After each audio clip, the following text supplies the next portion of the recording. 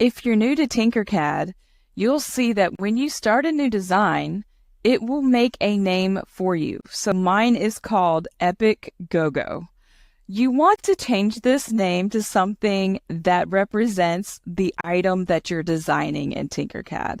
So I'm going to be making a keychain with a paw print and my initials. So I am going to call mine paw print keychain. You will put the name of the item that you are creating. All right, here you see the work plane. This is where we will design our keychain. All right, so to move around the work plane, there's a couple ways you can rotate around. If you are using a mouse, you can hold down the right click button, and while you're holding it, you can rotate the work plane around. All right. You can also rotate the work plane around using the view cube. All right, and I'm holding my left mouse button and rotating it around.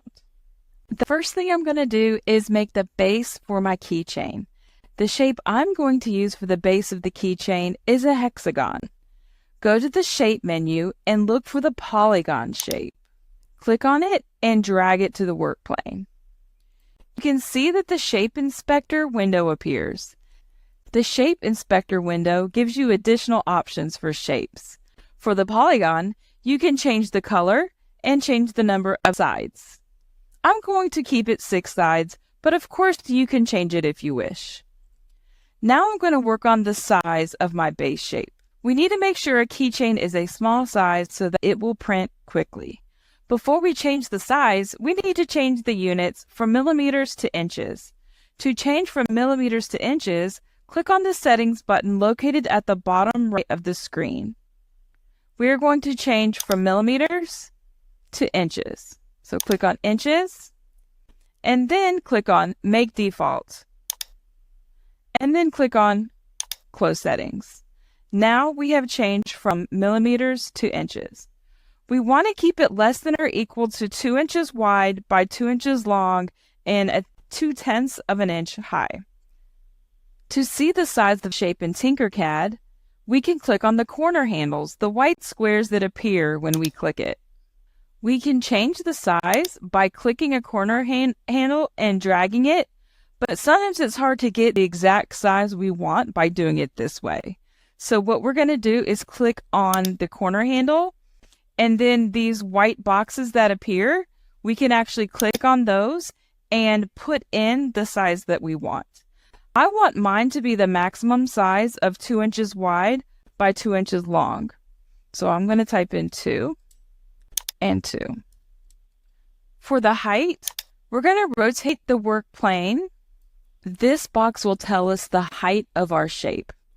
For now, I want the height to be 1/8 of an inch. And there's a few ways we can change the height.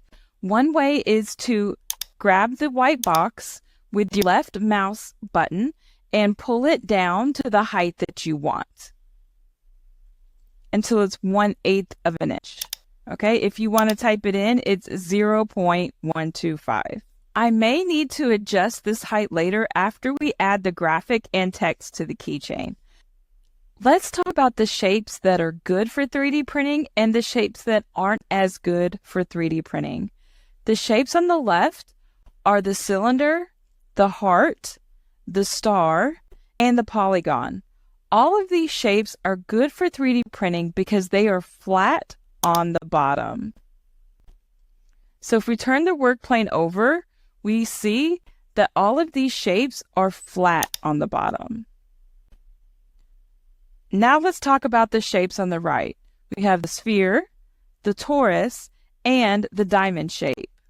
If we look closer, you can see near the bottom, it either comes to a point or it is rounded. This means that these shapes may need more support from the printer and they're more likely to fail when they start printing. So for the most success, stick with a shape that has a flat bottom. Now that we have the base of our keychain, we are ready to move on to the next step. Thanks for watching.